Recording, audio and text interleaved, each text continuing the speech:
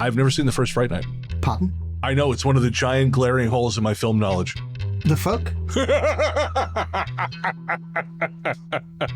Yeah, I like how that gets more of a reaction from you than me seeing the doppelgangers of my friends. Well, yeah. It Hold does. hands and close your eyes. It's midnight, and you're listening to the Ghost Story Guys.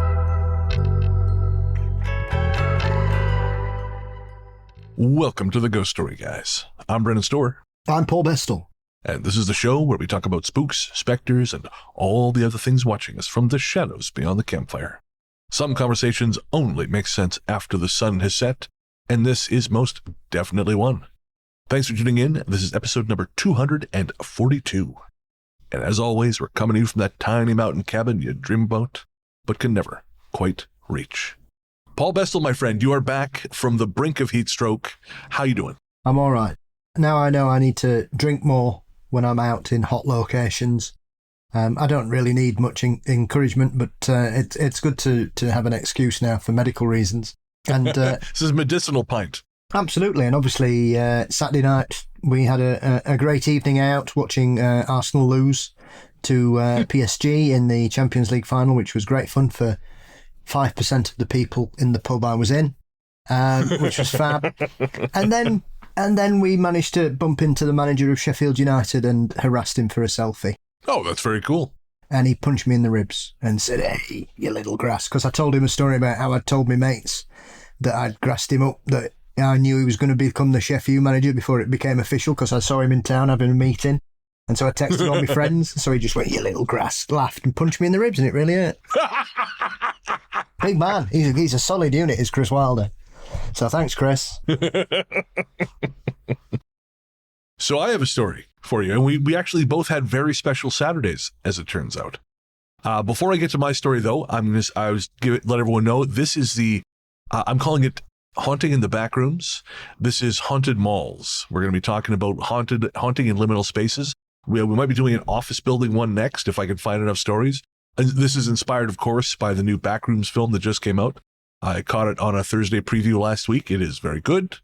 And I really have wanted to do malls for a while, so this was like the kick into searching for mall stories. And as you'll see, folks, the stories were not as plentiful as I'd hoped.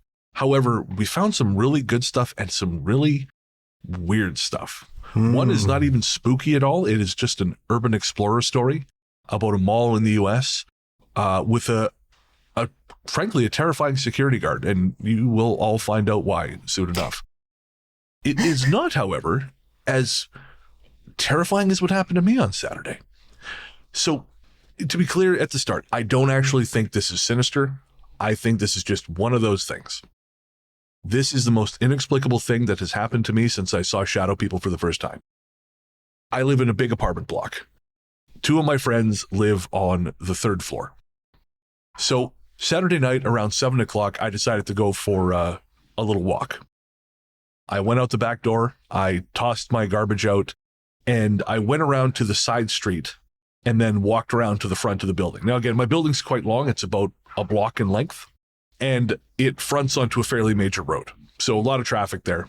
And usually what I do is I walk to the front of the building where another road starts. So my building's kind of like sits on a T-junction. And I usually walk across the street and then up the road in front of my building. Like I mentioned, I have two friends who live in the same building. Quite often we'll bump into each other on the street. It's usually a nice thing, like, "Hey, how's it doing?" How you doing? Sometimes we'll stop and chat. Usually they're walking their dog. I'm out in front of my building, and across the street, going up the road that leads away from the front doors, I see my friends standing underneath a tree with their dog. I actually thought I'd seen them run across the street, which I assumed they'd done to avoid traffic, right? Because I saw this like flash of movement, but before I noticed them. And it's a running joke between us that I am very unobservant when I'm out for a walk. If you've ever seen me in public and I haven't acknowledged you, believe me, it's not personal. I don't see anyone until they're about 10 feet from my face. So it was funny to me that I saw them before they'd seen me. And I was going to wave or say something, but they kind of looked like they were in conversation. And I thought, okay, well, they're a couple. I'm not going to bug them. They both just got off from work. They're probably tired. So I know they both have very stressful jobs. So if they didn't see me, fine. But then it occurred to me where they would have had to run from to cross the street, they would have been directly opposite me. So they absolutely would have seen me, which means they were pretending they hadn't. Not something they usually do. But again, I thought maybe they're having a fight or something. I don't know. Couples, right? I just try not to get in the way. Yes. So I didn't acknowledge them. I just, instead of crossing the street like I ordinarily would have, I just kept walking up the street that runs in front of my building. So instead of crossing over and going away, I just went past it.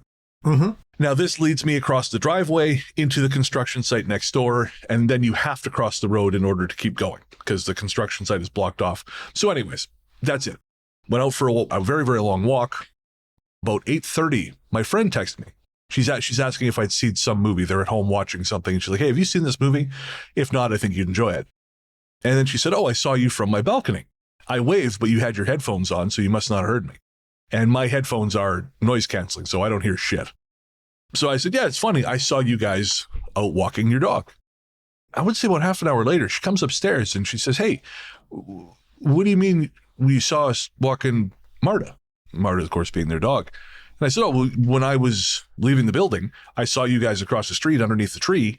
You didn't see me, or you were kind of into it to some degree, so I didn't want to get in the middle. So I just kept walking. And she said, oh, okay. What time was that? And I gave her the time, again, about 7 o'clock.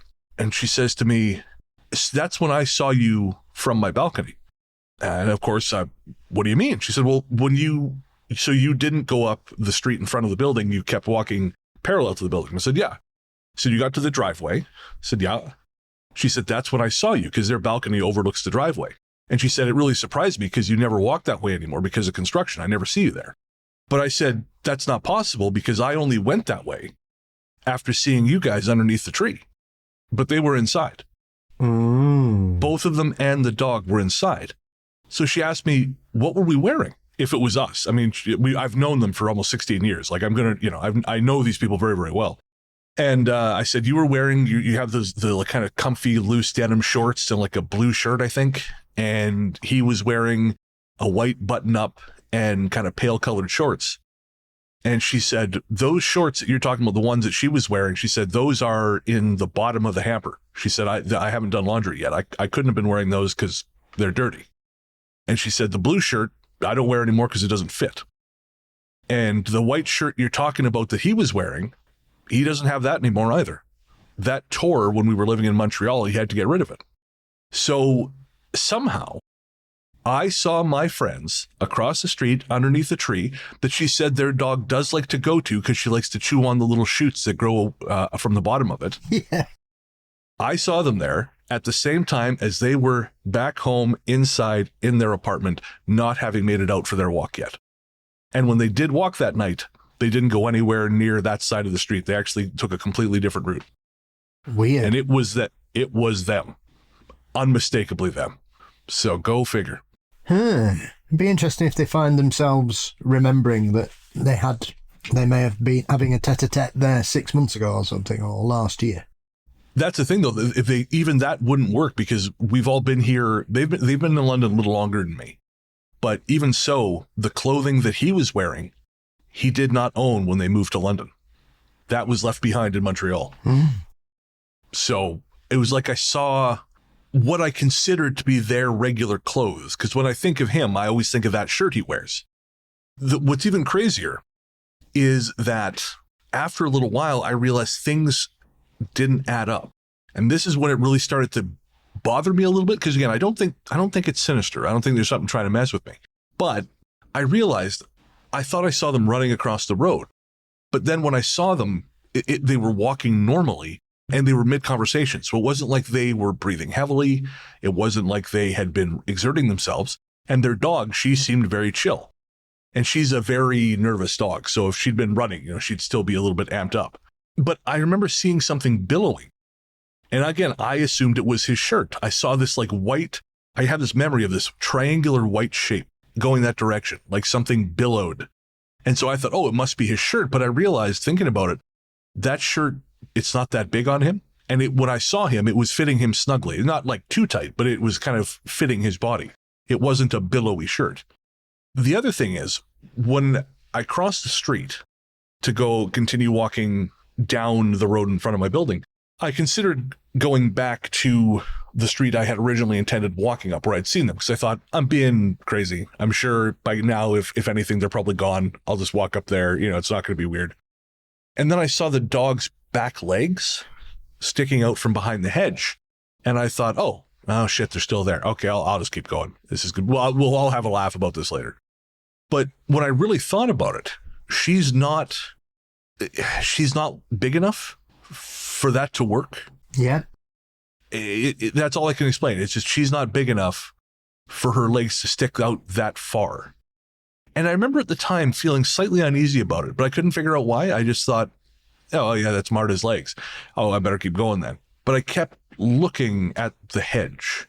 And again, I don't know. I don't have an answer. I'm not saying demons, but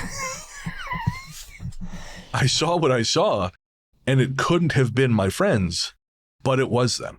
Well, that's obvious, isn't it? Do tell. Clearly, even the aliens are coming for the World Cup, and what they're doing is copying badly people in the vicinity, obviously. Obviously. Well, and we're going to be talking about the Bayside Mall incident, which, of course, as we all know, was super duper aliens. Well, Okay. So, Paul, all right, we're gonna get into it. We're gonna talk about the Bayside Mall incident. We're gonna talk about Puente Hills Mall in Industry, California, and a number of other very, very haunted places. But before we do that, we have to thank our patrons. This one's for the patrons. Patrons, we couldn't do what we do without you. So thank you. Thank you. For real, guys. Every single person who downloads the Ghost Story Guys, you help make us who we are. But patrons and Apple Podcasts and YouTube subscribers, without you, this show simply wouldn't happen. You make it possible for us to pay the bills, and we appreciate every single one of you. And while we'd like to thank every single one of you, right now we're going to thank our latest subscribers. They are Serenity, Patako Poco, Aaron, JR, Michelle. Again, thank you so much from the bottom of our terrible hearts. I cannot tell you how much we appreciate every single one of you. If you would like to join their ranks to help keep the lights on here at GSG HQ, while also getting access to early ad-free releases, bonus episodes, our monthly live stream, Ghost Force shoutouts, and so much more, click the link in the show notes or head to patreon.com/ghoststoryguys. You can also become a friend of the cabin, or a cabinista, that's what it's called, on Apple Podcasts, or you can subscribe via YouTube. YouTube is, I'm slowly adding things. It's catching up. YouTube was long neglected, but you can also sign up on YouTube. Perhaps we should offer them a free camping trip to this forest in Idaho, where a group of teenagers were terrorized by a family of Sasquatch last weekend. It wasn't the Payette National Forest by chance, was it? Certainly was. You're fucking kidding. Nope. 10 of them, teenagers, terrified apparently. It's hit the news today. They've reported it to the BRFO, and they saw something, I think, on the Friday, because they went for Memorial Day, or the Memorial Weekend. One of them saw something Friday, didn't want to tell everybody else, and then the rest of them, they kept coming back Saturday, Sunday, and terrified them out the wits. So I passed through the Payette National Forest a long time ago, and it spooked the shit out of me. And I stayed in a little town called Council, Idaho that night. So, this was just at the McCall end. One of them said, on the Saturday around midday, this was the second day, an argument between two of the friends caused another of the 10 friends, Colton, to walk into the tree line to get away from the arguing. And while she was in there, she thought he was walking beside her, just trying to muck about at the side. So she got a bit unnerved because she could hear somebody clearly walking with her. When she stopped, it stopped, and vice versa. And so she turned around, came back out, and Colton was stood at the end, stood outside waiting for her. And so she was like, I thought you were in there. And he went, no, I've been here 5 minutes. I'm just about to come in looking for you. And then it just started from that. So they had whistles, whooping, things being thrown at their tents. Oh, Jesus. The whole gamut. Yep, the whole thing. Holy shit. I can't believe it was in Payette. Again, that it makes sense because I had a very creepy night in Payette National Forest. But when I said that was a shot in the dark. Yeah. No, that's exactly where it is, my friend. All right. Am I truly psychic? Find out when we come back from this break.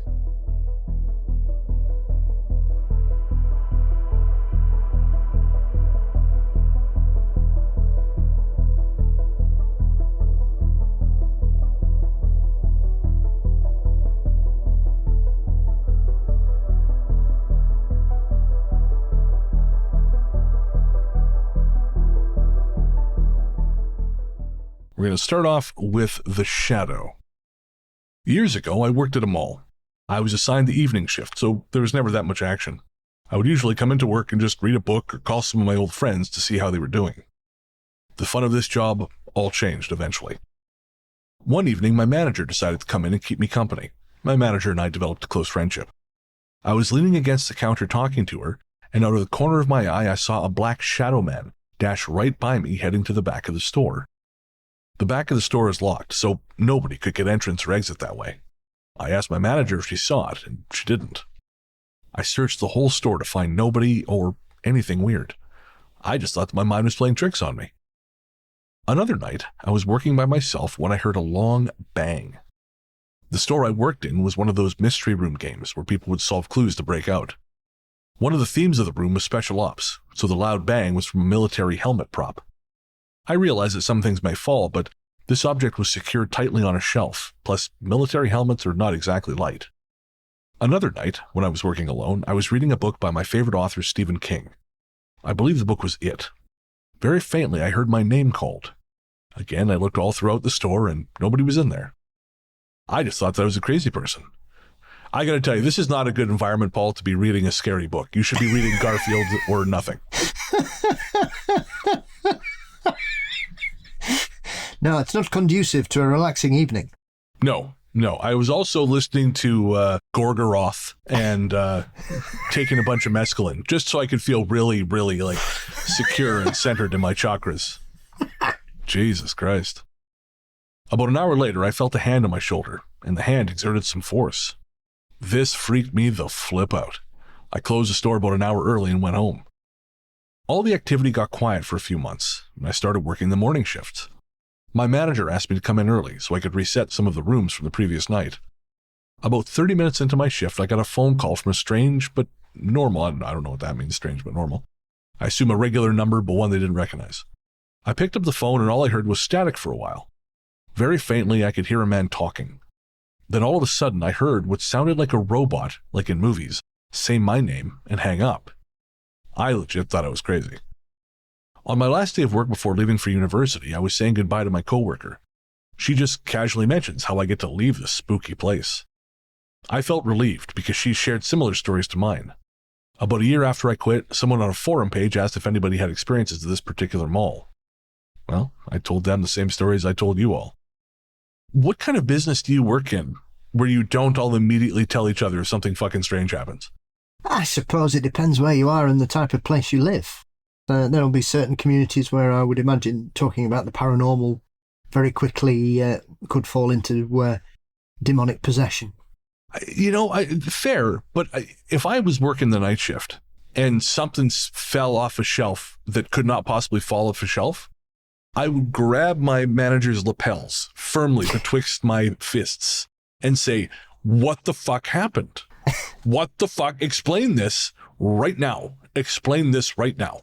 It doesn't have to be ghosts, but you better have a goddamn good explanation that isn't ghosts." The reading the Stephen King book, I was chuckling. In addition to that just being a fucking terrible idea, I was chuckling because I remember there's a film called The Power. It's one of these horror films that Shudder picked up. I think it came out in 2023 or something. And it's fine. It's a solid movie. It's not great, but it's solid. And there is a scene where as the film is ramping up, it takes place in, I want to say this, a nunnery in the late 70s, early 80s. And as things are starting to get kind of spooky, this one nun just literally nopes out of the film. She just fucks off. It's like she figures out something isn't right, and she just walks straight out of the movie. And I love that kind of shit. I love that when they have a character who just quits because they understand that something bad is happening. There's that character in Iron Man 3 who's he just, at the end of the film during the big firefight, he just throws down his gun and goes, I hate working here. And runs out. And so I posted this on Twitter back when that was a reasonable place to spend your time. I said I liked the scene, and one of the producers, who I think thought I was criticizing the film, because I guess that's what everyone does on social media, but he fired back at me. He goes, well, if you look in her hand, she's reading Carrie. She knows some shit's about to go down because she's reading a horror story. She recognizes that she's in a horror story, and she's getting the fuck out of there. And I kind of love that. That's kind of a fun detail. I wish more movies had that. Absolutely. I love little things like that. And there aren't many horror films set in malls. There's one that I'm trying to think of, and I can't remember where it is, and it's not brilliant. Obviously, it's not on the level of Chopping Mall. I was going to ask if it was Chopping Mall, but yeah, I figured you would have known that. Yeah, oh, of course. Linnea Quigley, of course I know that. My favourite actress of the 80s horror scene. And obviously, Dawn of the Dead was mostly set in a shopping mall as well. Yeah, but there is another one I watched. There's, I think it's one of them that I thought I'd watched, and I ended up re-watching it about 2 or 3 years ago, and it's really, I don't know what it is. Something to do with a kid who gets possessed or something and and they have a big fight at the end in a mall. And there's like swords and all that kind of shit going on. I can't remember what it's called now. It'll come to me. But yeah, I mean, Chopping Mall's legendary because everybody signed on for it and the film's called something else. And then they said, oh, we're going to call it Killer Robots. And everybody went, no, you're not. And so they had to call it Chopping Mall, which nobody understands because nobody gets chopped because they all get attacked by laser-wielding robots. I have still not seen Chopping Mall. It's available on Shudder. I will watch this. I did watch, I think it's really funny actually, Jim Wynorski, who made Chopping Mall, went on to make a lot, and I mean a lot, of pornography. And if I'm not mistaken, he made one of the films that when I saw it on late night cable when I was like 12, or way too young to watch it, however old I was. It is called Virtual Desire. Is it featuring our favourite softcore actress? It is not actually. Shannon Tweed is not in it. Good God. It does have Julie Strain. Oh. So we got someone from the team. Brilliant. And so anyways, yeah, Jim Wynorski. And funny enough, I can't remember how I came across it, but I downloaded a film because it's out of print now, called The Haunting of Morelia. Oh no, I know what it was. I was looking at old movie posters and I found this one and I thought, what the fuck is this? So I managed to find a digital copy of it, download it. Immediately, there was a whole shitload of nudity right away. And I thought, oh, this looks like a fucking Jim Wynorski film. All of a sudden the credit comes up, a film by Jim Wynorski. There we go. Yep, there we go. This is like his bridge between Chopping Mall and the straight up pornos he did.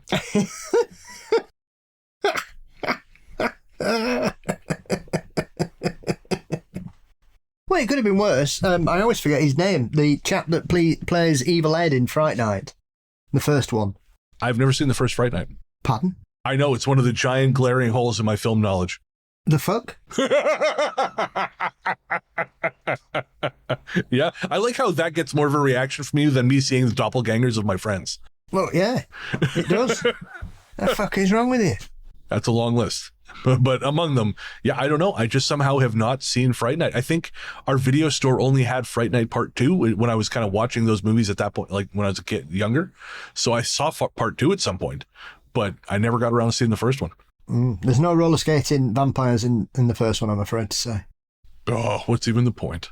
But anyway, so Brewster, who is obviously the hero in the second one, in the first one, his best friend is this loudmouth kid called Ed, and everybody thinks he's going mad, thinking that his next door neighbour's a vampire. And he becomes a werewolf for some reason. I'm not really sure why. He gets bitten by a vampire and turned into a werewolf. It's never explained. I'm not really sure. Unless the other guy who looks after the vampire is a werewolf, but we never see if he is. So it's very odd. Because everybody else this vampire bites turns into a vampire apart from his mate. So I don't know. Anyway, I'm splitting hairs here. It's a very strange plot point, and I'm confusing myself even more now. I'm overthinking it. I'm thinking, actually, why the hell did he turn into a werewolf? But he ended up leaving. He's in Robert Englund's first film. This is the 976 evil guy. Yes, he ended up leaving Hollywood behind and becoming a hardcore gay porn star. Star of, according to IMDb, Latin Crotch Rockets, Hunk Hotel, Uncut Glory, Mechanics by Day, by spelt B-I, Lube Job by Night. Yeah. Hole in the Wall, Sex on the Beach. I mean, I really think Latin Crotch Rockets is where it peaked. Leather Buddies, Butt Blazer, Buff and Gay, in case you were curious where he landed on that spectrum. Halfway House Hunks, Butt Machine Boys. Yeah, no, he had a solid looks like about 20 years. No, about 10 years, where he became Sam Ritter and decided that there was more money. I assume there must have been more money in this. Good for him. Well, why not? Each their own. Not hurting anybody. Good luck to him. It's consenting adults. Why not? That's it. I mean, I quite like 976 Evil, but it looks like that might have been the height of his that. And I guess once you've done Fright Night and Robert Englund's first directorial film, you kind of peaked. Where else do you go from there? The answer is you go to Virtual Stud. Yes. Yeah, why not? If you want to see Robert Englund get very angry about films and studios and producers, just watch any interview he does when he talks about that film. Oh, really? The studio absolutely cut it to shreds for him. Oh, shit. Well, that's not an uncommon story, sadly. Co-written by Brian Helgeland, who would go on to direct or write LA Confidential. How fucking weird is that? It's the power of Fright Night. Apparently so. I'm stunned. What? Why have you not seen Fright Night? What's wrong with you? I'm going to do that tonight. Chopping more lack and court with. Fright Night, no. No. I'll fix that tonight. That's worse than The Lost Boys. I am Lost Boys. I'm not familiar with that film. Before we go on to the next story, did I ever tell you my friend's Robert Englund story? No. No? So my friend Mike, who listens to this show, so Mike, hello. He grew up on the Upper West Side of New York. And one day, him and his buddy, I want to say this is like in the early 2000s, I can't remember where they were going, but they were coming out of a subway station. They were talking about something. And they heard this voice go, "Oh, you guys going to the party too?" And they stop and they look around and it's Robert Englund. And they're like, "I'm sorry?" He goes, "Oh, I heard you guys talking. I thought you guys mentioned the party. I'm going to the Maxim party. Maxim Magazine, they're having their big party. That's where I'm going. Are you guys going? Is that what you're saying?" And they, no, not at all. The words, we're not going to a party. No one said the word Maxim. He's like, oh, that's too bad because that's where I'm going. I'm going to the Maxim party. And he just fucked off. Like he just had to remind someone that he existed. And also he was invited to the Maxim Magazine party. And for those of you who don't know, because you're too young, God bless you, Maxim Magazine was like a horny idiots magazine from the early 2000s. A gentleman's periodical. Yes, exactly that. Although the number of gentlemen reading it was surpassingly few. That's why they used to put it inside their copy of GQ. No, you had a subscription, not me. I was never a fan of Maxim. You were a nuts man? No, I was not. I own a retail store which leases a space in a shopping mall, and I've been there 5 years, and I've numerous stories of the ghost which resides there and has been there for some time. I was warned about the ghost, which all the tenants have termed Henry, when I moved there, and was working late night after everything was closed. There are many experiences, but I'll focus on one which happened in my retail store. About 1.5 years ago, I had a new employee hired with lots of experience, so I gave her the keys to the store so she could open up and close down.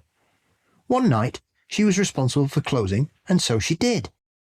When we went into the store on the next morning, bathroom water in the sink was running on full blast and the store was completely flooded, with over $20,000 worth of damage. At the time, I blamed it on the new employee leaving the water running the night before. Until last week. My assistant and another employee opened the store as usual in the morning, and nothing was out of the ordinary. After about 10 minutes, one of them went into the back room because they'd heard something, and it was the water in the sink in the bathroom, once again running full blast. She asked the other girl if she'd been in there, and she said no, she'd never been in the back room. So the one girl goes in and turns it off, goes out of the store. She then had to run back into the room right after what she'd done, and when she had, the fridge door was open in the lunchroom. Now, in order to get to the bathroom, you go past the fridge, and if the door's open, you can't get past it because it's so small, so it's clear to say that this wasn't open when she'd left the bathroom previously. She closed it again and went on with her day. May I note that the employee who thought I flooded the store originally swears to this day she did not leave the water running. Do you think it's possible for a ghost to do this? And for what reason? This ghost has done everything from tearing up everything on my desk, throwing papers everywhere and all over the floor. It's thrown merchandise around which we've caught on camera, but we can see the items move. But there's nothing else. How frustrating would it be to be fired because of some fuckery caused by a ghost? Like, imagine trying to explain that gap on your resume. Well, I'm sure it's not the first time. There's a few little things like that. I'm trying to think where it is here in England. There is it York Dungeon? They're having some weird things happen that they're capturing on CCT where items seem to be somersaulting off shelves. Rather than falling, they seem to flip over and jump out of the shelf, which is always more intriguing than, glass sliding about or a glass that falls off a shelf, then it's at the front. But when you've got things like that flapping about, then that takes it to a different level, I think, because you can't say, well, it's just gravity or it wasn't on the shelf properly. Well, if it's three things back and it's jumping over the front two to get to the floor, then that's not the kind of gravity I'm aware of. I was actually listening to an old episode of yours the other day, the one with Steve Mara. Well, not that old, but the one with Steve Mara. Because he was also on Where Did the Road Go recently, and I wanted to go back and listen to what you guys were talking about. I thought it was interesting because he said something that I did not realize was an accepted part of the lore. And at this point, I say lore, but you know what I mean? That poltergeists are not caused by kids going through puberty. That's such a baked in part of the poltergeist experience that I just took it, even though that's not been like my experience or things I've seen.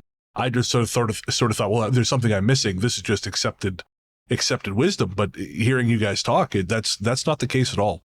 And I found that really interesting. Yeah, I think it's a cliche because often, and I mean, I've often said that there are certain cases where certain people are classed as being the focus or the conduit for what's going on. I mean, the Doris Blathers case is probably the best example of this. I mean, she was a grown woman and she was the one that was being attacked. So are we saying it was one of her children that was causing the attacks then, or was it something that was simply attracted to her? Ashley Nibble, I spoke to recently about his investigations in a haunted pub in Dorset. He's been investigating it 12 years. It's got a poltergeist. There's no children there. It's 12 years that case has been investigating. So what's powering that poltergeist? It's a fascinating question, and it's something I hadn't really thought of. I mean, yeah, I hadn't thought about it because, again, I didn't agree with the conclusion. But again, I thought, well, someone who knows more about this than I do has obviously thought about this, and this is a conclusion they've come to. But hearing you talk to Steve, I somehow missed that episode the first time around. I thought, okay, so that's not a thing. So something else is knocking shit off shelves. Yeah. I would imagine that there will be some cases where the focus is a prepubescent teenager, but there are loads of cases where the kids are clearly in puberty or have passed through it and have, developed their menstrual cycle or whatever. It's I think often it is the easy catch-all explanation for such events, from Pontefract to Enfield to Amherst. It's always a pubescent teenager always gets the blame. And often I think we miss the point. Like the Runcorn case that I became fascinated with, I'm convinced it was the grandfather, not the son, the grandson. Interesting. Because more things happen to him. Incidents happen where he worked, not where the lad worked. Because the perception is it has to be the teenager, everybody thought it was his ghost, John Gaunt's ghost. But it was his granddad that seemed to get most of the brunt of it. What we're going to be doing, I was thinking for next episode, next story show, 243, I was digging more through that giant Hans Holzer book I have. And he's got a section on poltergeists at the end. There is one, it's a Texas case. Tyler, Texas. Mm-hmm. Are you familiar with the case, I assume? I have heard of it, yes. So I was thinking maybe we might cover it's because the chapter is crazy long, so it would be the whole show. But I thought it might be fun to break down like a full length poltergeist case, if we find one that is that you believe to be credible. Because again, I'm not going to read something if you think it's bullshit, because I trust your judgment a hell of a lot more than I trust Hans Holzer's. Yeah, well, I was looking at this book by these authors called the Warrens. Totally true. I'm convinced already. A bus driver and his accomplice. Go on.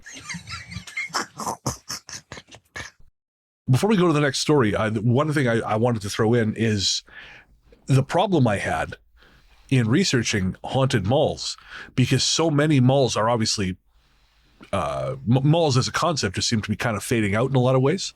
They're a lot less popular than they used to be, especially in America. And so a lot of them now are desperately trying to find anything to fill them. And so a lot of them are host to haunted houses at Halloween. So I cannot tell you the amount of shit I had to wade through just to find what I did. But what I thought was kind of fascinating is I started looking for specific malls.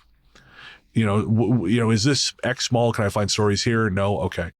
And one of the ones I searched for was the Mall of America, which at one point was the biggest mall in the world, I believe.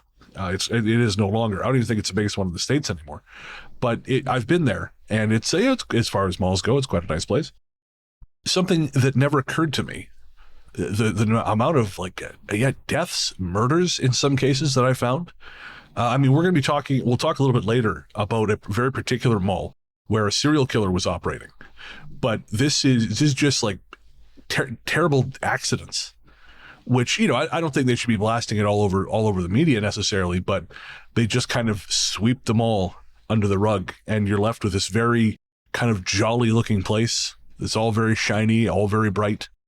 And you never know that someone took a header off the top level, Judge Dredd style, or any number of these terrible, terrible tragedies. And I think it's small wonder then that people do have weird experiences in these places.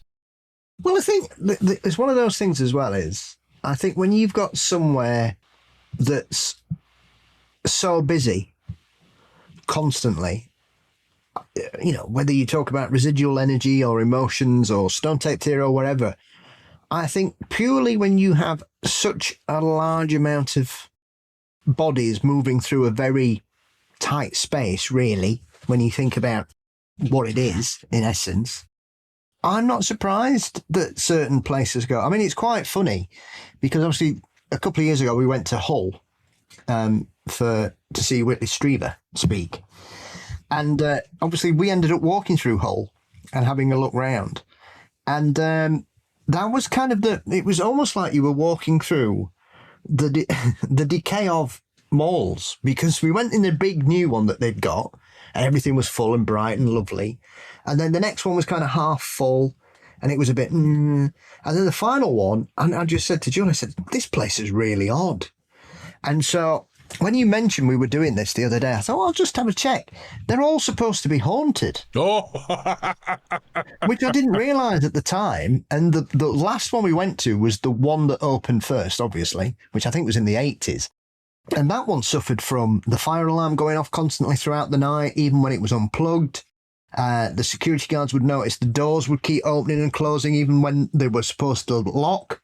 One guy turned up to find out that the chains had been removed from the exit and placed in a nice pile on the floor, but they were still locked. Fascinating.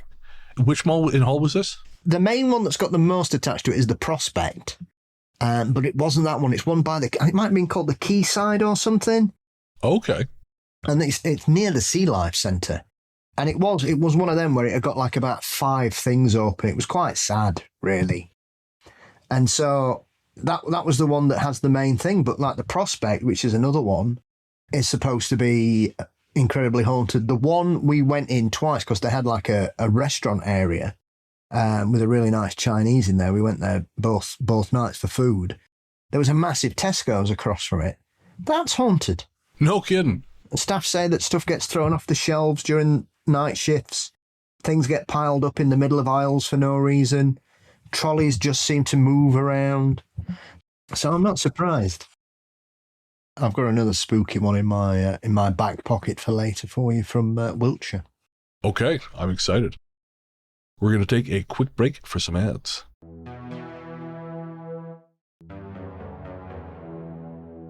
Coeur d'Alene. I've been working at this tiny mall in Coeur d'Alene, Idaho for the last 4 years. 2 of those years I was working as a custodian part-time while also working at taco time. Now I work as a security guard, and of the 3 days I work, I do 2 graveyard shifts. These happenings are just too strange to discard as an overactive imagination. My first experience was while working the closing shift as a custodian. I was finishing up the last 15 minutes before clocking out at midnight. No one worked graveyard security at the time because the mall was owned by GGP. It's now owned by a company called Rouse, so I was completely by myself. I decided I'd hustle in vacuuming the entrance rugs as well as the rugs in the corridors. I had all but finished every rug except for one in the corridor by Macy's, the one corridor that has an antique shop by the exit. I opened the corridor's double doors to see that one of the fluorescent lights was out at the end of the corridor. The whole rest of the corridor was lit up well enough, so I didn't think twice.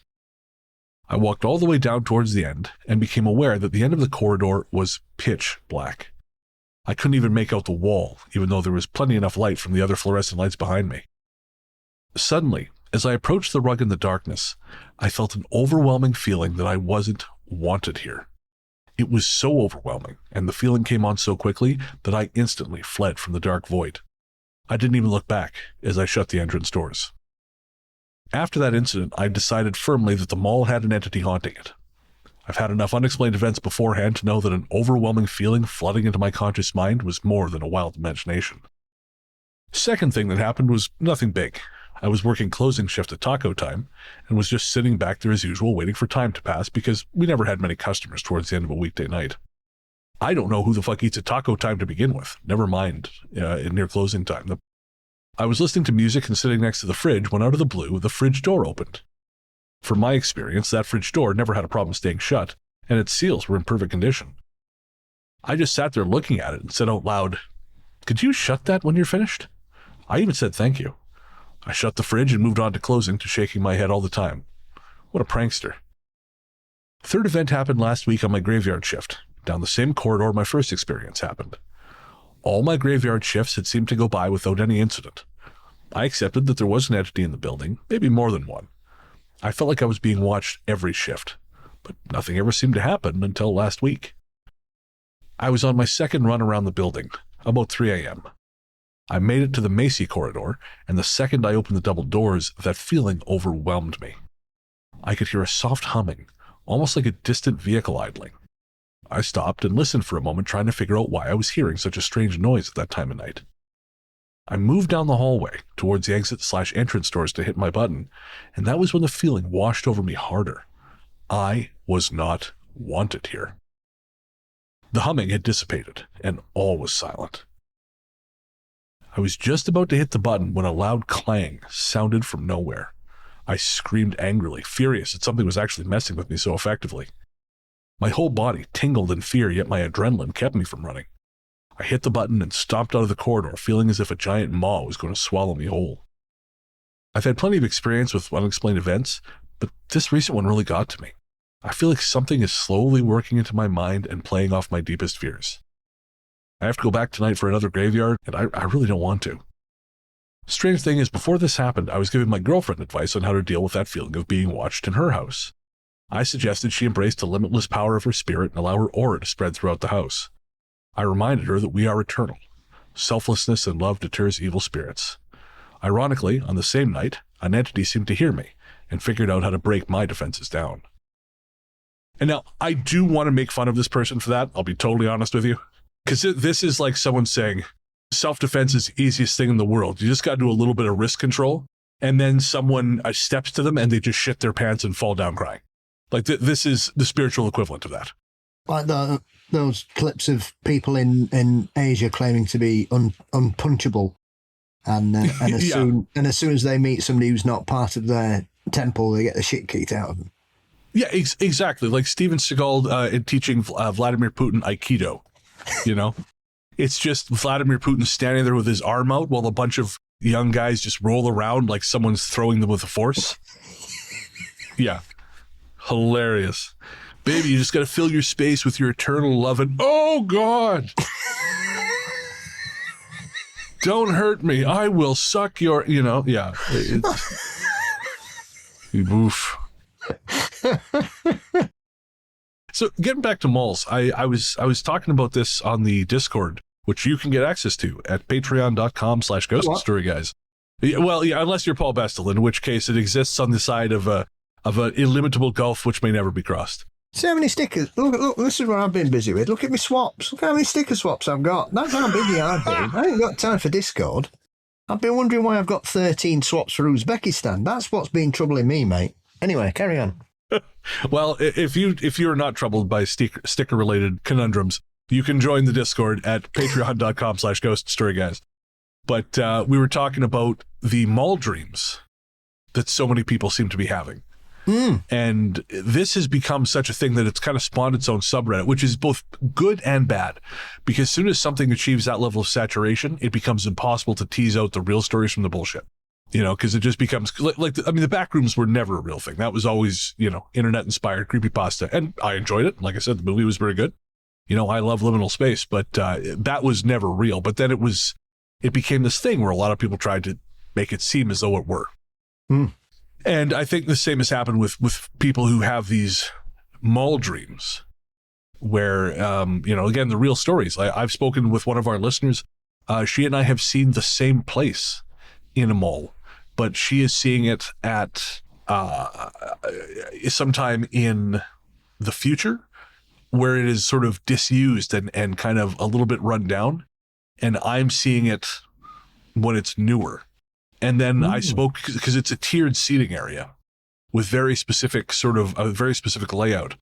And I remember running into someone who had also dreamed of this place, but it was full of people and there was someone at the front speaking to the people, almost like a refugee style situation. There was something bad happening and this person was talking to these people. So they, three separate people all dreaming of the same place, but at different times. Yeah, I don't dream about malls. I have nightmares. It's once a year if I have to.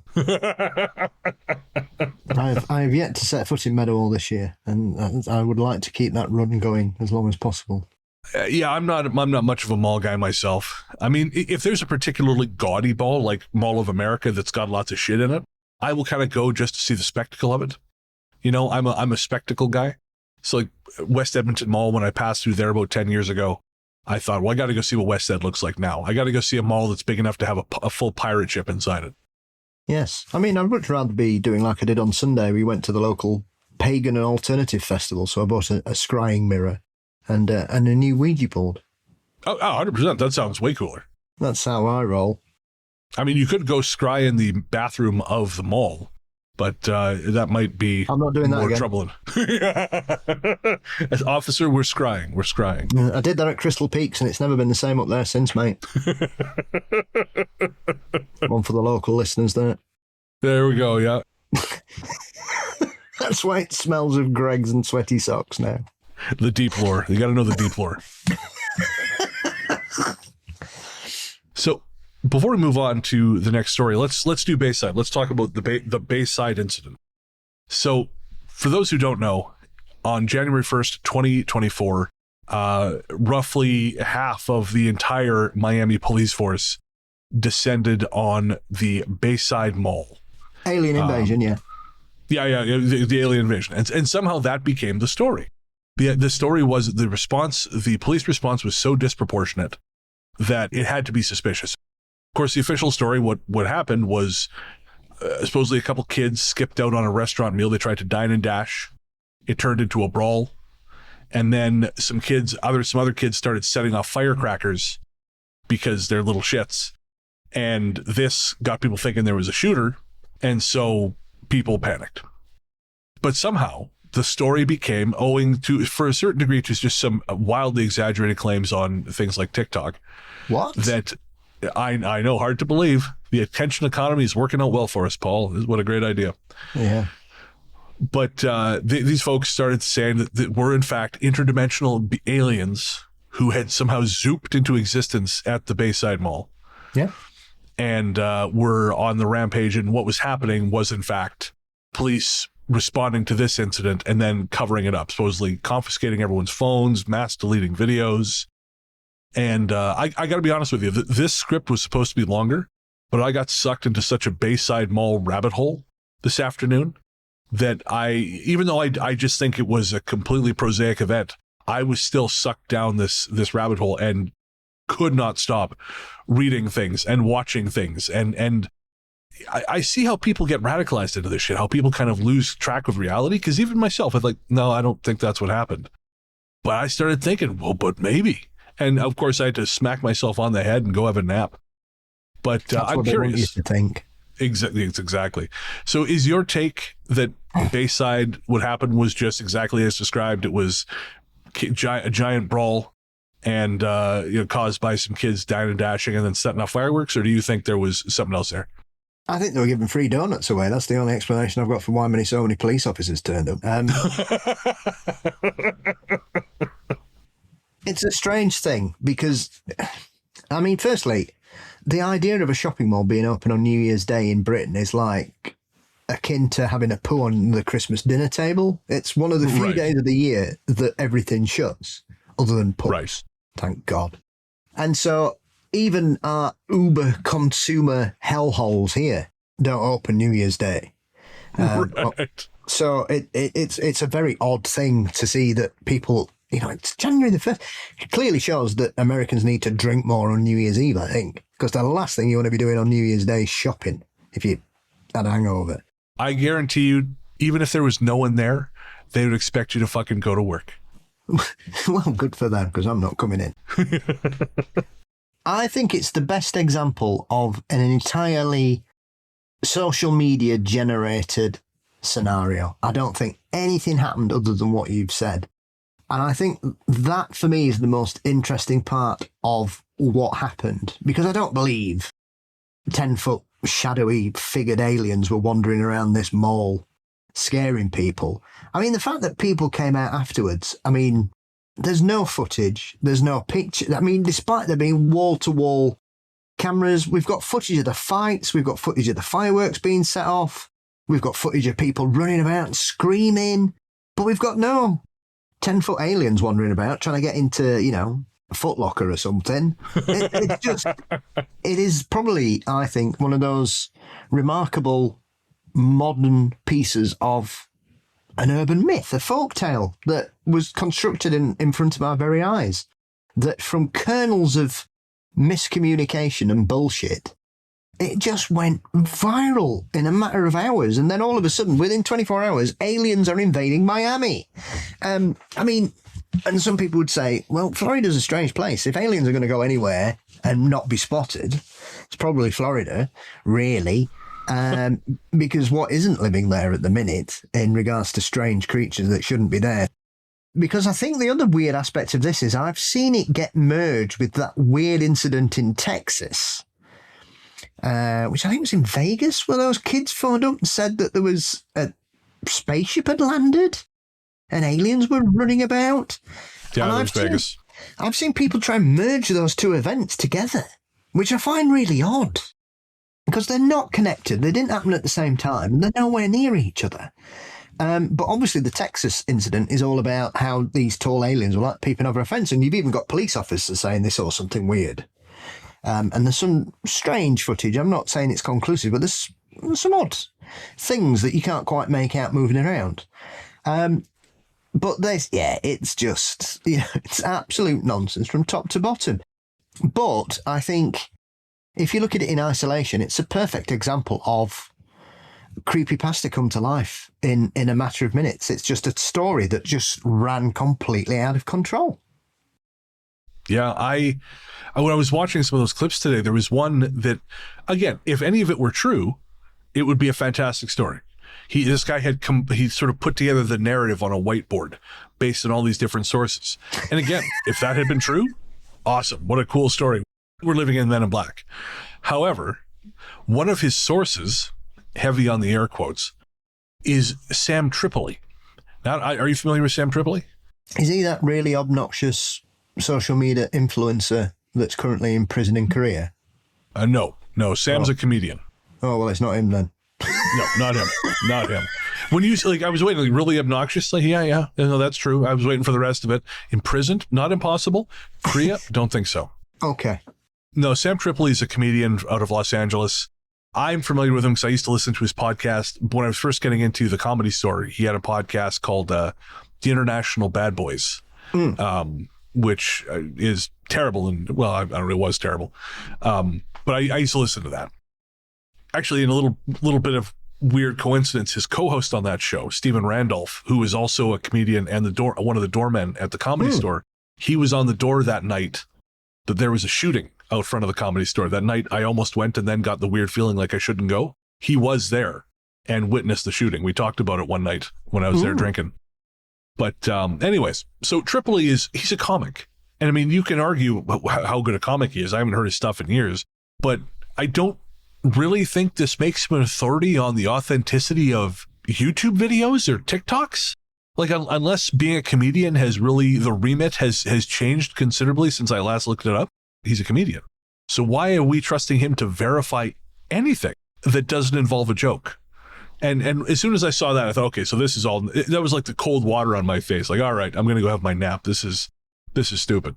But that's what it is. It's well, I heard from someone that they proved a guy was on the phone with a cop and he heard this, and it becomes an ARG, but they start thinking it's real. It's kind of impressive in its way. But what does Dr. Stephen Greer think? Oh, crying. He thinks crying and grifting alternately, sometimes at the same time.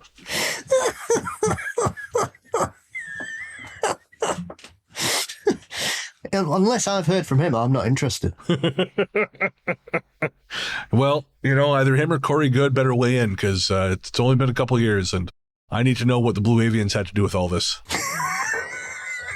Maybe they've flown out of Jimmy Church's flap in Mount Shasta. That's the last I want to hear, Jimmy Church's flap on this show, my friend. Yeah, there you are. So if you go on television and say there's definitely a flap in Mount Shasta, and they go there and there isn't, I'm not sure how you can come back for that, but there you have it. It just shows you that you can say any old shit in this scene and people still think you're worth listening to. Well, some people do. No, that's it. One last thing, one last rebuttal to that story, because some people have said, well, why the police response? Because it was a significant police response. Like some say the biggest in Miami history. I don't know if that's true, but it was dozens of squad cars responded, as I understand. I found that hard to believe when the Dolphins have played the Raiders occasionally. Well, just for contrast, people say that would not happen under normal circumstances. You have no idea how much American police will, or any police actually, will over-respond to something if they think there's action. I know cops who have verified this. If they're bored and it sounds like there's action happening, they will all go. It is just a response. I've heard this from cops in the UK. I've heard this from cops over here. I mean, on Saturday, before everything got weird in my neighborhood, I was down in St. Thomas at the Horton Market, shooting the shit with John from Union General Coffee. And the market had closed up and we were still gabbing. So everyone else had left. His trailer was packed. We're just, he's getting ready to leave. And this police truck kind of drives in a circle around us. And I thought, well, that's okay, fine. And then a police car drove in a circle around us. And I said to John, is that normal? That seems like 2 cop cars in a relatively short amount of time. He goes, well, I think, he said, it's sometimes homeless guys hang around here. Maybe they're concerned about that. The truck comes back a second time, does a pass around us. And at this point, I said, maybe we should probably. So we just called it a day. He left. I went back to my car. I noticed 5 to 10 minutes. Bear in mind, this is a town of 40,000 people, considerably smaller than Miami. Fewer people there were probably more people in that fucking mall that night. 5 different cruisers patrolling around that empty market. So obviously they probably got a call about something. But there's fuck all to do. So every fucker in town just goes, well, we're going to respond here because there's nothing else doing out in these fields. No one's tried to steal cows lately. And I disproportionate response is kind of like the second longer name of police. You've solved it, huh? What's that? Clearly, it was a diversion tactic by the aliens to send the coppers away from the farms so they could steal the cows. Think. By God. Think. You've cracked this wide open, Paul. We better get to the next story, otherwise, because they're going to disappear you pretty damn quick. I'm not afraid of the truth. But you should be afraid of the government hatchet men who are afraid of you knowing the truth. It's too late for that. It is. Better just read the next story. Okay. Grey days. In the early days of the pandemic, when Australia was isolated and there weren't any COVID cases here, life went on pretty much as normal. One sunny afternoon, I visited a good friend of mine named B, who I hadn't seen in some time. He was living in a bungalow by the sea with his new partner, M. I spent the rest of the day there with them, drinking and making art, and eventually I stayed for dinner.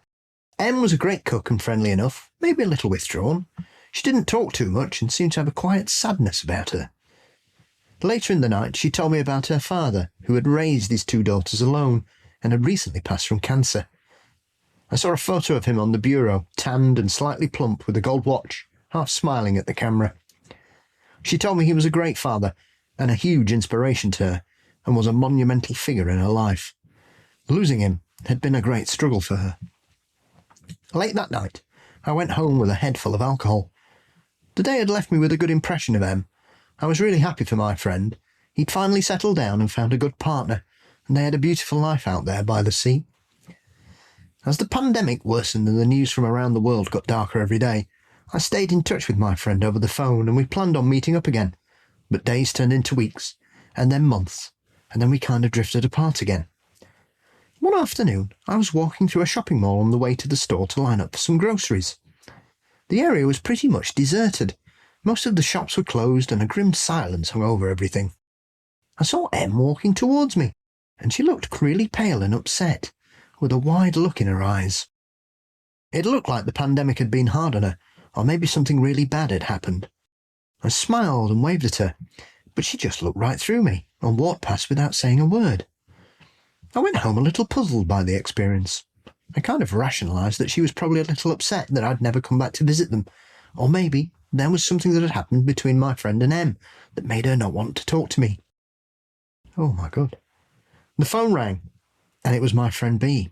He'd come home from work during his lunch break and had found Em in the back garden, slumped over the stairs where she used to sit and take her cigarettes. She'd seemingly died sometime that morning. I've experienced that. I've told you that time I saw Dave from my building. He looked really kind of gray and pale and unhappy, so I didn't bother him because I knew that he'd been taken to the hospital a couple of days before, and I assumed that they'd let him come home. He just felt like shit. I found out from my landlord he never came home. So when I saw him, he was dead. Not that rare a thing, though, is it? I mean, suppose not. It depends what you class them as, because there are numerous stories like this, especially from here. I've not really read many about North America and families of soldiers in the First World War, but we got plenty here from people who would hear of they'd hear a car come up the driveway or the sound of a horse-drawn carriage or something, and it would always make them think it was their son or brother or somebody coming home from the war, and they'd go to look and there'd be nobody there, or they may see a glimpse of them and think, what are they doing standing over there? And then a couple of days later, the telegram turns up to say that unfortunately their son or their brother or their father has died during the war, and it's usually the same date as that. I mean, there are some famous exaggerated stories that seem to override this particular aspect of the paranormal. But I often find it peculiar when you have a story such as that, when you have someone who isn't really connected to the spirit that they see in such a way that they would have that emotional connection to appear to them, if that makes sense. Sure. It would make more sense if it had been her friend that had passed and she saw and she ignored.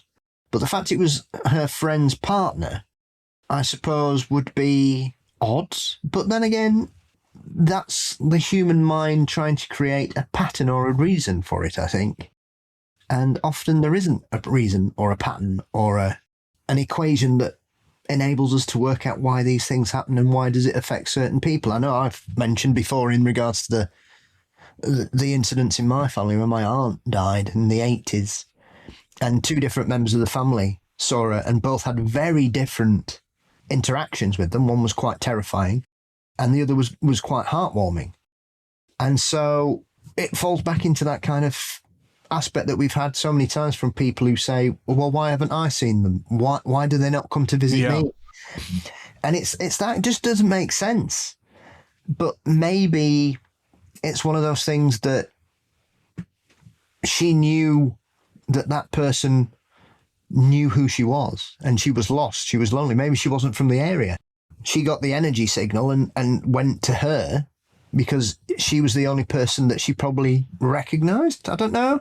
But then she didn't, because she didn't seem to realize who it was. She just walked past. But the person who saw her knew exactly who she was and didn't want to bother her. So, goodness. I mean, like I say, when I was reading that last paragraph was a right gut punch. Yeah. Yeah, very much so. I think when we think about what happens after we die, I think we have to let go of what we know about geography here.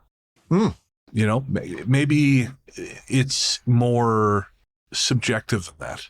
You know, she's there because this person is also sensitive enough to see her, but maybe she's not actually there. Like, she didn't go to that place to have that moment. It's that two people who have this awareness of each other, or one person who has the awareness to see the other, is seeing her because she's able to be seen, but it's not because she's physically right there. You know, it gets a bit kind of abstract, but I sometimes wonder, you know, there's so much to this experience, not this one specifically, but just the paranormal experience in general, that seems to kind of defy the way we see the world here in our physical bodies. You know, and I kind of wonder if it's hard for us to properly comprehend how we see everything afterwards. I mean, we've even talked about this a little bit, this idea that this is why, say, for example, someone will promise, like Houdini, you know, will say, I'm going to come, when I come back, or when I die, I'm going to come back and I'm going to validate my living using these words. And obviously many people have done this over the years, and by and large, I would say that they don't work out. And I think that's because it's not, I mean, I truly hope there is life after death. Like I hope there is, because death scares the shit out of me. The eternal nothing scares the shit out of me. And it also then makes all this stuff not make a lot of sense. And I think if there is, I think once you leave this, I think a lot of the things that you thought were super important change. I think your relationship to the physical body changes. And I think it's probably hard for you to hang on to your memory of this, because all your memories are stored in your brain. You know, like the memory storage system that we're used to accessing is a physical function of your brain. And now, is it possible those are retained by like your spirit or your soul or whatever? Yeah, sure. I think that's true, but they're not going to be organized the same way because it's not your brain. And so it's probably very hard to remember what it was you intended to do because it's so tied to a totally different way of being. Indeed. It's intriguing. And like I say, I think the problem we have is that we can't comprehend chaos. Yeah, that too. And like, it's like the innate ability to see faces in things. It's just one of those aspects of humanity that we sometimes can't suppress. And the chaotic nature of death for many people is something that none of us understand regardless. I know many people have said, nothing happens and all this, but that's bollocks. We know that's nonsense because we're walking batteries. Energy cannot be destroyed. It has to go somewhere. This is the thing. Simply going, oh, well, when you're dead, and that's it. No, that doesn't answer the question, mate. There's energy here. Where's it going? Where does it go? What happens to it? It doesn't just fizzle out. You can't do that. That's physically impossible. So does it get absorbed by the earth? Does it get spread around the world? Does it float off into the atmosphere? Does it zip off to a quasar somewhere in the outer reaches of the known universe? Who knows? But I'll know something. It's not just the end. We just don't know what happens. I certainly hope so, because I got so many people left I want to annoy, Paul, and I only have so much time on this earth, and I don't know if I'll get to them all. I'm going to haunt Cowboy Stadium, me. Did you say Cowboy Stadium? Yep. Haven't those people suffered enough? No. Well, our legal team has a word with Paul about his continued harassment of the Dallas Cowboys and their ownership. We're going to take a quick break for some ads. Get ready, Jerry Jones.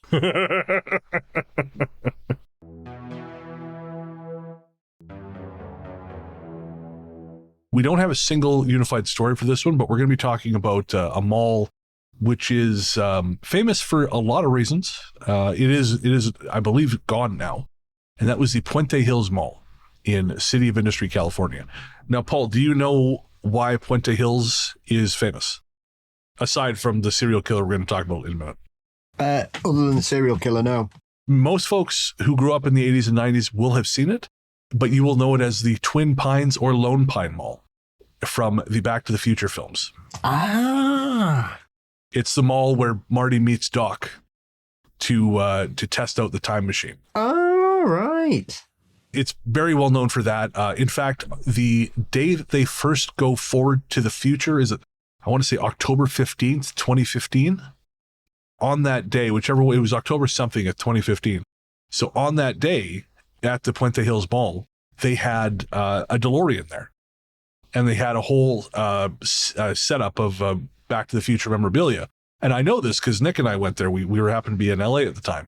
It was our anniversary. So we went out there, and it was hot as fuck. It was like 40 degrees going into that mall. And even then, it was not, shall we say, a happening place. And it since has, again, it was eventually just kind of faded into irrelevance and then was closed and I think knocked down. If you've also seen the, as I'm sure you have, the Gary Daniels film Rage.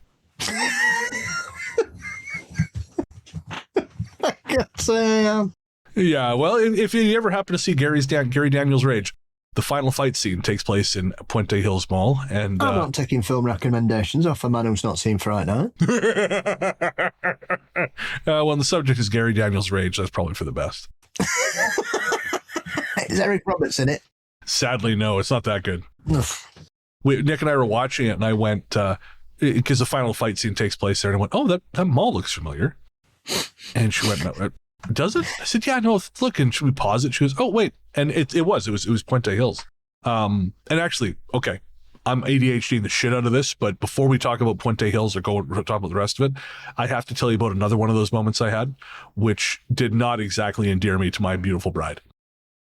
So when I was back in Victoria for my birthday, we watched the film The Barber. The Barber was a 2002, I think, Malcolm McDowell horror film about a serial killer in the tiny town of Revelstoke, Alaska, who was pretending to be a barber and, quietly picking off residents from time to time. Very Sweeney Todd. And the whole thing was shot in Revelstoke. And it was a really big deal at the time. This is around 2001, early 2002 it was shot, if I remember right. And the director was a local guy named Michael Bafaro, who's kind of been in and out of Hollywood over the years. So the film is not exactly great shakes, but I hadn't seen it since it came out, and I wanted to show Nick because she had never seen it. So one of our listeners helped me track it down, and so we were watching it. Now, the final scene, or one of the final scenes, is in a pub. The pub was the Big Eddie pub in Revelstoke. In real life, the Big Eddie pub does not have dancers, does not have strippers. However, in the scene in the film, there is a stripper. She's not nude. She's wearing, skimpy underwear and kind of covering her top. But you only saw her from, as the shot opens, like get the intro shot, you see her on the stage off to the side, kind of turned away from the camera, so you can't see her face. And I remember thinking to myself, okay, so who would that have been? Because there's a lot of Revelstoke locals who turn up as extras. And I thought, who would play a stripper? And I was thinking, there weren't, because it's a small town. It was a very conservative town back in the early 2000s. And I remember thinking, who would that have been? I feel like I would have heard if someone I knew played a stripper. And then I saw that this person, their hair was cut fairly short, like fairly, kind of not even really long, like a man's cut almost. Pixie cut. Yeah, pixie cut. Thank you. And so I was like, oh. And then I remembered, I remember my friend's mom was known for being very much like kind of like a libertine, I guess you'd say. Very like not the kind of person you expect to see in Revelstoke. She would have been in her probably late 40s at the time. She was in great shape. She was extraordinarily talented lady. She could sing, she could dance, she could do very intricate woodwork. You know, she painted. Just a real Renaissance person. But she was known for being a lot more open about this shit. She didn't care what people thought of her. She was kind of famous / infamous. She would go to the bar and she would dance in an evening gown and like long gloves, which is not a thing people in Revelstoke did. So this attracted, she was super cool. This attracted some scorn, of course, because again, it was a pretty conservative place. Why don't you just fit in? Exactly. And I realized, oh shit, that's who that is. And then I recognized, because she had the pixie cut hair as well. I'm like, of course that's who that is. Now the thing is, all of that thought process happened in about 2 seconds in my head. So what came out of my mouth was, oh, that's so-and-so's mom on the stage. And what it looks like to my wife is that I have a encyclopedic knowledge of nude asses in Revelstoke, one of which is my friend's mom.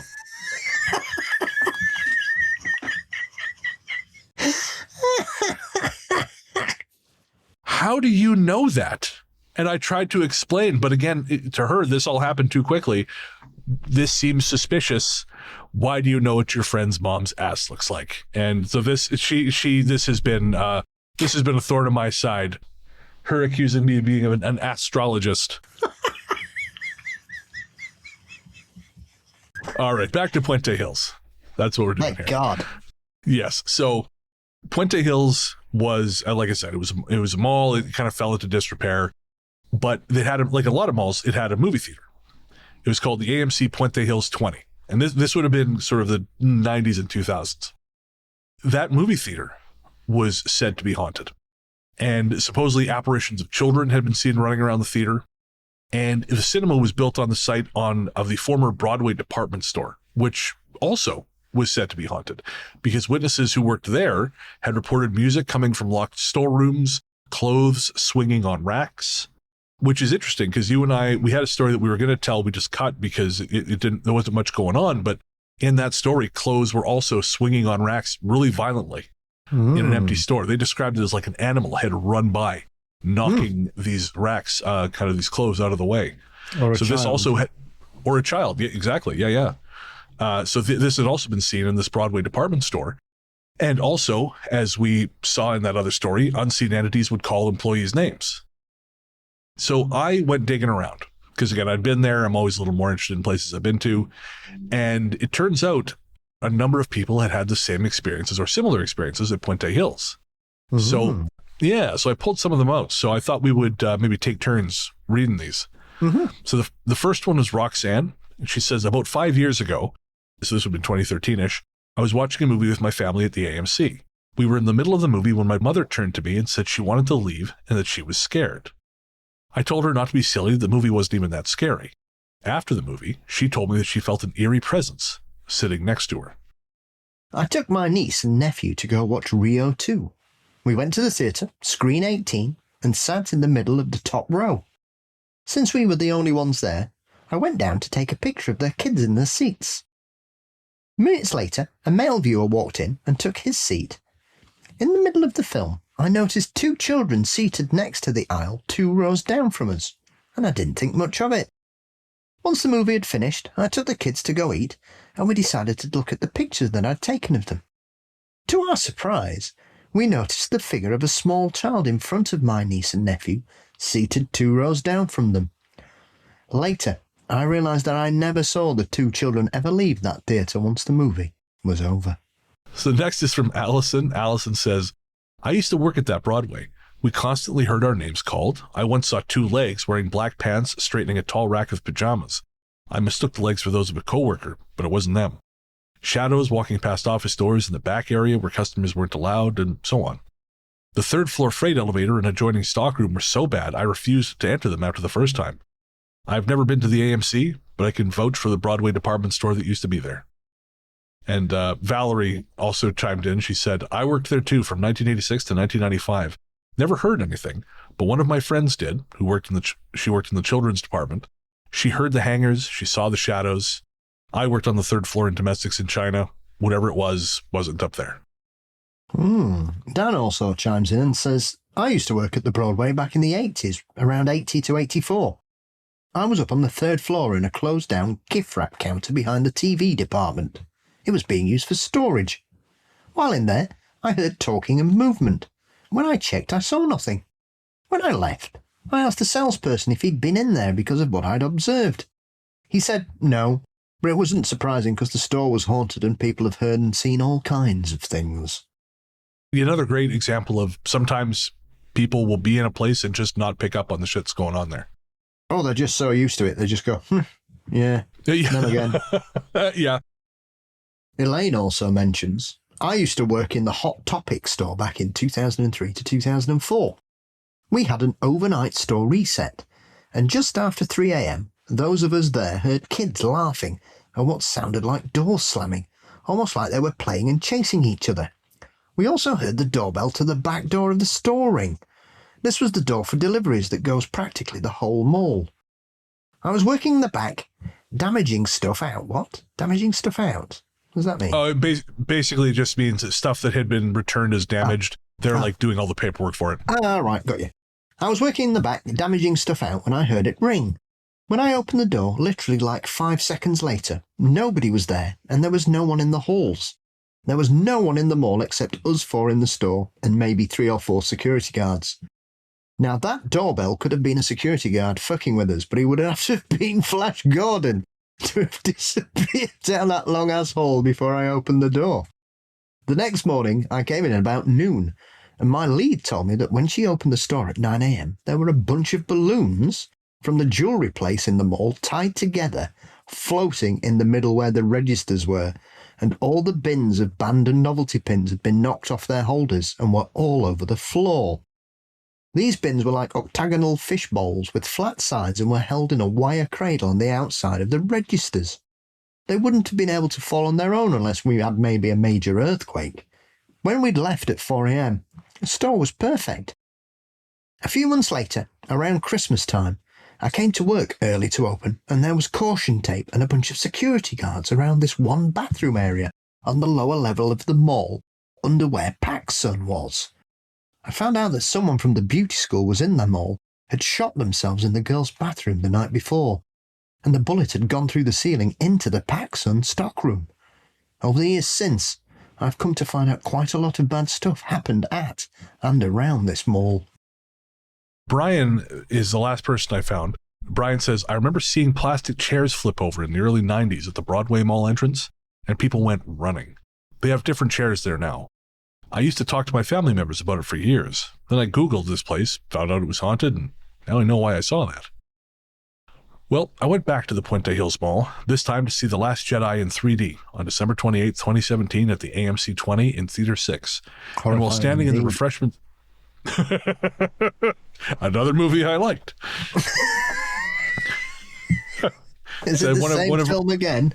The Empire built another Death Star this, for the 17th time. What's happened? I don't know that they haven't. No, they built a big Star Destroyer. Different. Oh, good. A big ship instead of a big moon. Could it blow up a planet? Possibly. Oh, wow.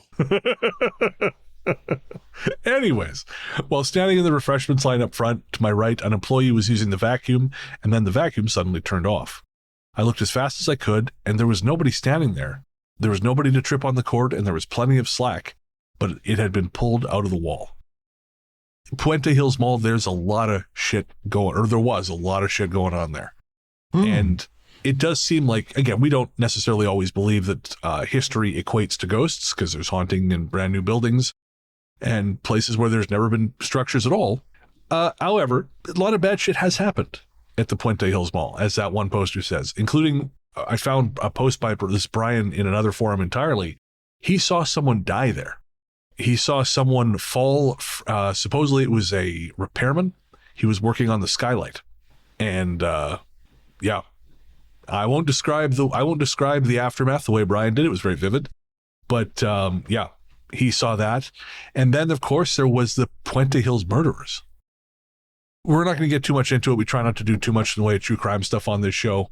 But since we're talking about Puente Hills, I thought we could not mention it. And essentially, they were called the Puente Hills Mall's murders. As I understand it, it was John Irving Lewis, who was 23 at the time, his girlfriend Eileen Huber, his stepsister Robin Machuca, and her boyfriend Vincent Hubbard, who was 28 at the time. It's insane to think of a group of people doing this.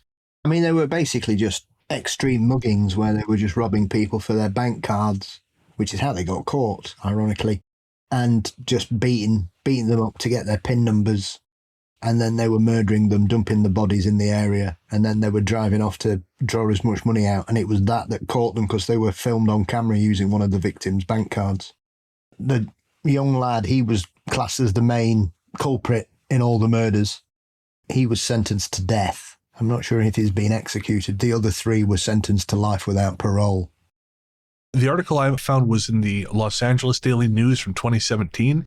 He was still awaiting execution on death row. That doesn't surprise me.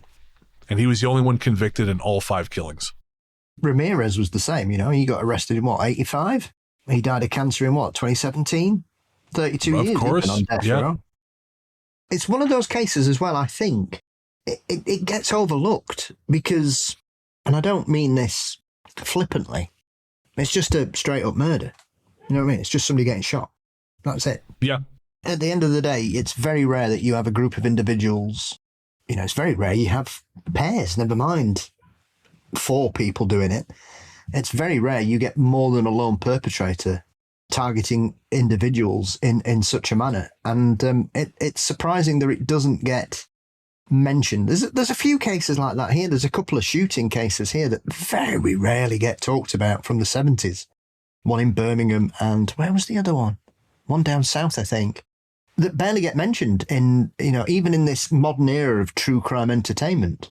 They very rarely get touched on. They tend to focus on the more gruesome ones, shall we say. And I think this case is one of those which is surprising with the appetite for true crime in, like I say, in podcasts and television, that this case often gets really overlooked. But then again, California in the 70s, 80s and 90s was just... there's so many. It's quite, I wouldn't say it's desensitizing, but it is remarkable how many serial killers were running amok during that period in California. It's absolutely bananas. The thing is as well, it was quite quick as well. I think it was only 3 or 4 months this happened. I think you're right. Yeah, it started August 24th. Or sorry, no. Let me see here. It started on July 5th. 1991, and then the last one was Elizabeth with Jose Avina, and then it ended on, or the last one was Elizabeth Nisbet on August 24th of that same year. 6 weeks. So we have one last segment, and again, this is very quick, but I held it to the end because it's not really paranormal. It's more about dead malls and exploring. Urban explorers love to get into these places and check them out. They often have that liminal vibe that we talk about. So this story comes from some people who were exploring the Forest Fair Mall in Cincinnati. It's also called Cincinnati Mills. And this person says, the weirdest experience in a dead mall I had was in 2021 at the old Forest Hills Mall in Cincinnati. I wanted to see it one last time and explore before they tear it down. I used to go there a lot as a kid. Seeing it in such a state of decay was ominous and sad. The HVAC doesn't work, so depending on the time you visit, it could be hot or cold, and the air is damp and heavy. I'm sure there's mold everywhere because the roof leaks, which is mitigated with shoddy old mop buckets and empty planters. I think they have the majority of the lights turned off. I went in the evening, and the entire mall was very dim, which added to the feeling of dread and anxiety. The atmosphere wasn't even the eeriest part. There were always rumors of a security guard who would harass visitors for taking pictures, so I avoided getting caught. He's easy to spot because he's the only other human in the building. He rode a bike and wore a bright yellow shirt that said security on it. He ended up loosely following my ex and I. Once we got to the food court, I wanted to check out the old bathrooms. I don't know, just something about abandoned old public bathrooms that really gets my adrenaline pumping. Probably best we don't interrogate that too closely.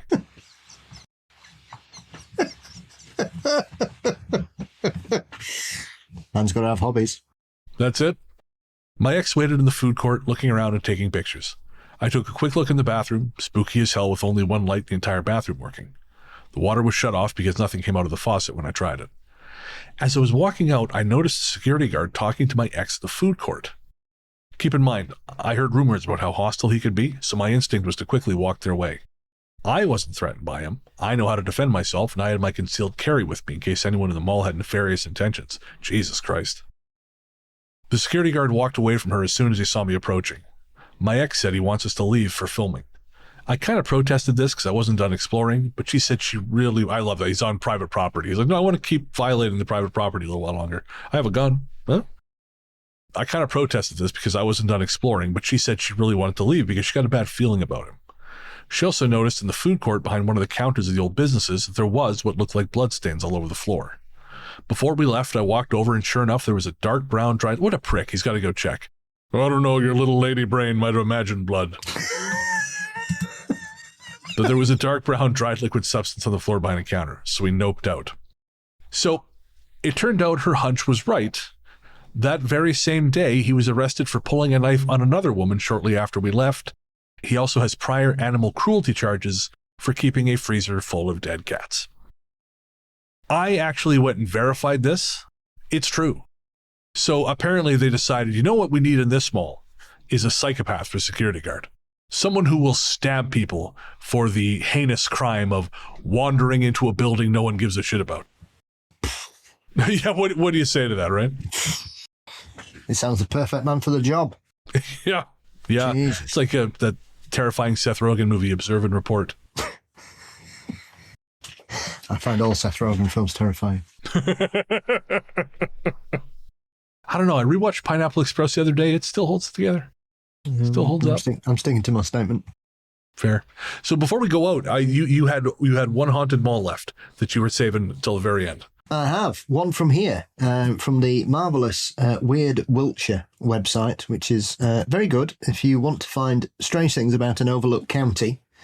And there in the town of Trowbridge, they've got a shopping centre known as the Shire, which was built on top of the old castle there. And when they began to construct it, excavations were conducted by archaeologists, and obviously they found lots of artifacts and evidence of the Saxon occupation.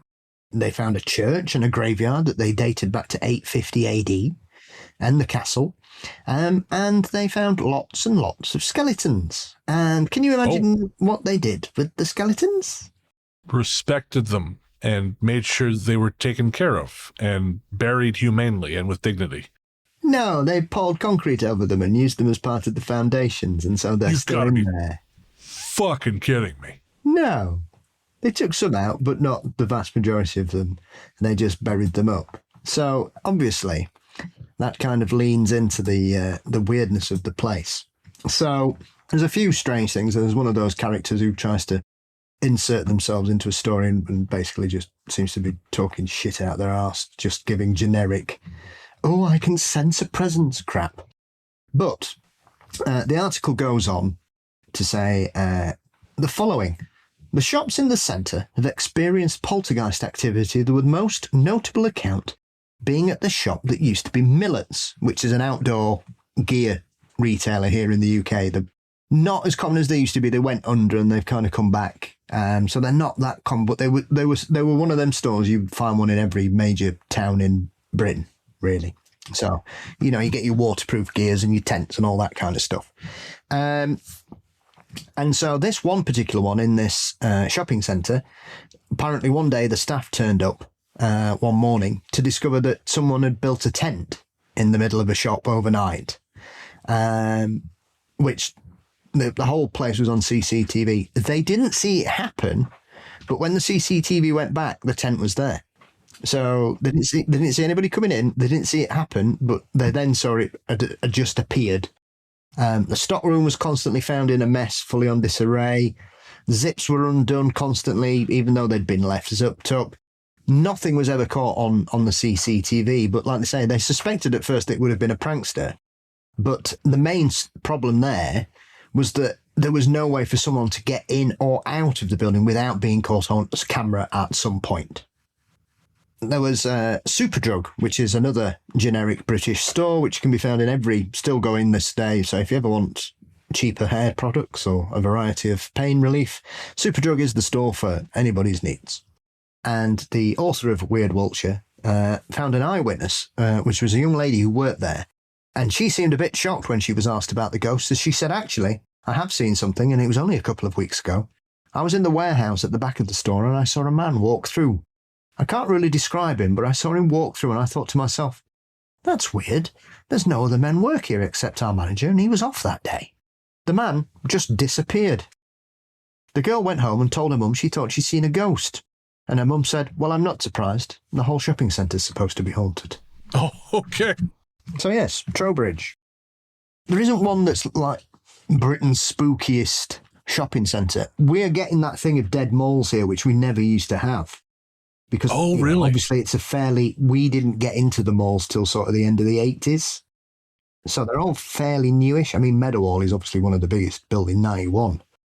And contrary to popular belief, it was not designed to be repurposed as a prison if they couldn't build a shopping centre there. Goodness me, that's one of the strangest myths ever about Meadowhall. But there's more and more starting. I mean, there's one in the middle of Nottingham that's just been closed up, smack in the city centre. Oh. There's nothing in it. There's one in Scotland that's really weird that closed at the end of the pandemic, and it looks like they've just basically locked the doors and walked out because there's mannequins in the windows that's closed, there's stock. It literally looks like somebody's just locked up and gone home for the day. And that's 6 years ago. Rochdale as well, it's got one. I remember when I was living in England in 2008, Bristol in Broadmead, they opened up Cabot's Circus. And I remember it was meant to be like a high-end shopping center, and it was right in the middle of the financial crisis. And they had one of those early VIP cinemas, where they serve you food, and it was all very like poncy and deluxe. Like they had people opening the doors for you. Yeah. When you walked in, we got there pretty close to their first opening night, or their opening night. I remember saying to Nick, I said, "This is not going to last." And sure enough, we only lived in England until the following January, and it had already started to suffer. And I don't know how it's doing now, but I thought this is an open air monument to a world that no longer exists. For those who remember the 2008 financial crash, remember, shit was never the same after that. And Sheffield was supposed to be finished by 2008. It's near enough done now. Oh, jeez. And that was all because of the crash. And it delayed it for 15 years, the regeneration of Sheffield. Subprime mortgages, the only thing scarier than ghosts in malls. Well, I'm sure we won't fall into that trap again. No, the AI market is going well. Everything's cool and booming. Have you had a haunted mall experience, or even a creepy mall experience with a security guard or something along those lines? Send us a message, ghoststoryguys@gmail.com. We're also, you can also fill out a form on our website at ghoststoryguys.com. We're on Instagram as The Ghost Story Guys. We're on Reddit as r/Ghost Story Guys Podcast. We are on Facebook as The Ghost Story Guys and The Ghost Story Guys Cabin. That's our private group. And you can also join the Discord, get early ad-free release of all your episodes, bonus conversations, monthly live stream, and so much more by clicking the link in the show notes or by heading to patreon.com/Ghost Story Guys. If you know what Pingu's dad irons, please let us know at the email address as well, please. I don't know what that means, but I'm nodding my head and it seems important to him, so it's important to me too. Do you not know who Pingu is? I'm familiar with Pingu. I'm not sure about the ironing thing. His dad's always ironing, but they don't wear clothes, they're penguins. So what's he ironing? It looks like bedding and curtains, but they live in an igloo. It's all that about. What's he doing? If you can help solve this mystery for my erstwhile co-host, we would deeply appreciate it. Is he running a pyramid scheme? Well, while Paul has a moment to parse what appears to be a truly existential crisis for him, we're going to take a quick break and be right back.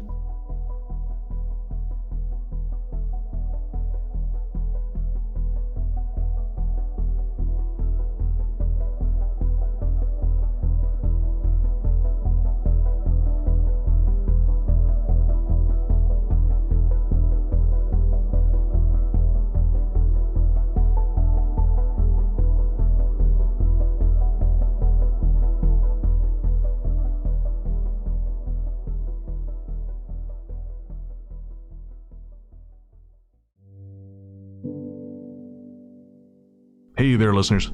Before you reach for that skip 15 seconds ahead button, I promise you this isn't an ad. We wanted to take a minute to talk to you about mental health. On this show, I've always tried to be as honest and open as possible about my struggles with depression and anxiety, because even though we've come a long way towards acknowledging the very real damage these things can do, there is still way too much lingering stigma about reaching out for help. And when you start to feel like there's no help, it's easy to start feeling like there's no hope. But Paul has joined me today to remind you there is always hope and there's always help. We're not going to try and talk you out of self-harming right now, because we know that's not how it works. Instead, what we wanted to do was tell you something now and hope that should things get bad, you'll remember it and make a phone call or send a text message before you make any permanent decisions. As someone who knows all too well just how important mental health can be, it's never too late to reach out. In Canada, the number to call is 133-456-4566. In the USA, the new number to call is 988. That's 988. In the UK, the number to call is 116123 or text SHOUT, that's SHOUT, to 85258. In Australia, the number to call is 131114. However bad shit seems, it will pass. And no matter what your brain might be telling you at any given moment, and believe me when I say I know this intimately, there are people who love you and people who care deeply about how you treat yourself. Should a time come when you find yourself despairing, please know that we've both been where you are, and there is a way back to the world. Take care. Welcome back. Our paranormal conductor and secret agent of the Canadian World Cup effort this year is Mr. Brennan Storr. And my friend and co-host on the show is the one, the only, the inimitable Paul Bestel, the paranormal Johnny Carson himself, host of Mysteries and Monsters. Paul, what's coming up on M&M? Welcome back, Mr. Malcolm Robinson, as we dive into his latest book, Testimonies of the Supernatural, where we talk about some very odd cases from across the world of the strange, including some rather unnerving imaginary friend stories. Ooh, I do love those. And where can everyone find you online? You can find Mysteries and Monsters lurking on some social media sites and across all podcast sites around the world. Fabulous. I'm Largely the Truth on Threads, Instagram, Blue Sky, and Letterboxd. And you can find my horror fiction show, Fear Daily, co-authored with Brandon Scheck-Snyder, everywhere fine podcasts live. You can also hear me reading audiobooks over on Audible, and you can find my personal website at largelythetruth.com. As we said at the top of the show, none of this happens without our patrons. Genuinely, patrons and Apple Podcast subscribers, you keep the lights on here. Without you, this would all fall apart, and we appreciate every single one of you.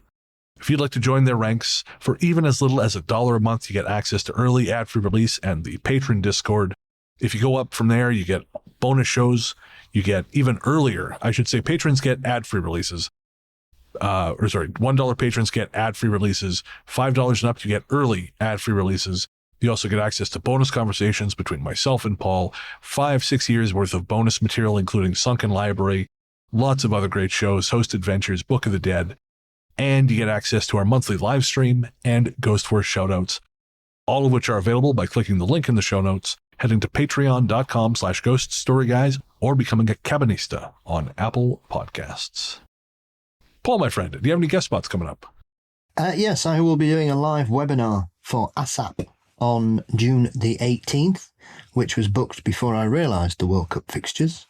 And so, yes, I shall be dealing with that live, like I say, and I will be diving into the poltergeist phenomena with that, and then we'll be doing a live Q&A afterwards. Very cool. An episode I did of Where Did the Road Go should be coming out publicly at some point soon, but that's about it. If you want to pick up some Ghost Story Guys merch, head to our website at ghoststoryguys.com. We have t-shirts, stickers, mugs, all kinds of goodies.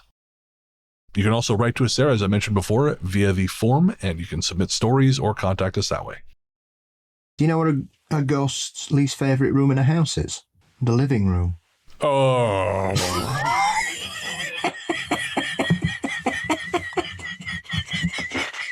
Oh, boo. Indeed. Oh, man, that's rough.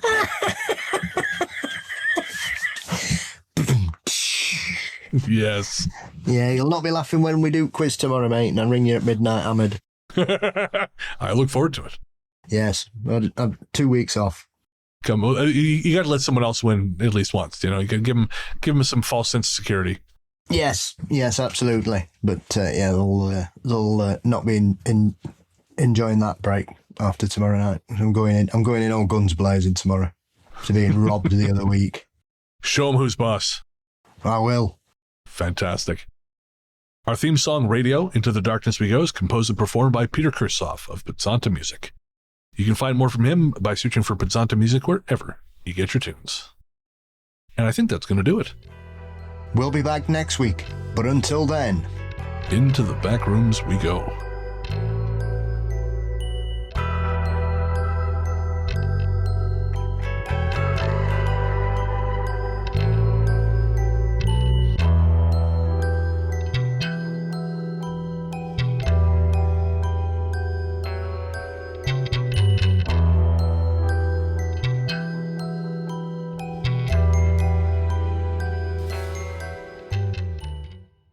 The end of a long, I'm digging myself a grave here, Paul, but I want to be positive. Shall we fire up the Bifrost so you can go back a bit? Yep, thank you. Oh, boy. There you go. Thank you. Get off. Oh, who's that? Who's that, Betty? Shut up, you silly old chuff. The sooner we get back to being able to smoke and drink in the office, right? The better.